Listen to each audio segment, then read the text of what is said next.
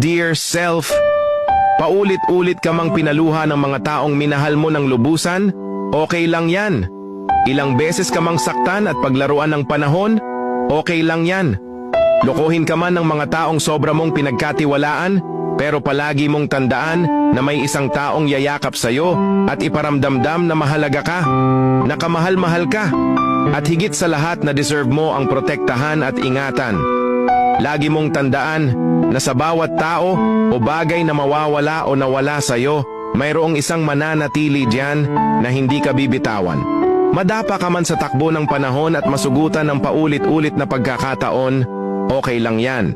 Dahil darating yung oras na may taong dadating sa buhay mo na magbibigay ng pagmamahal na pinagdasal at pinangarap mo. Yung taong hindi mo hinanap pero kusang dumating. Yung taong yayakap sa'yo kapag malungkot ka. Yung taong pupunasan ang iyong mga luha tuwing umiiyak ka. Yung taong kasama mong bubuo ng mga pangarap niyong dalawa at sasamahan ka hanggang dulo. Deserve mo ang mahalin at maging masaya.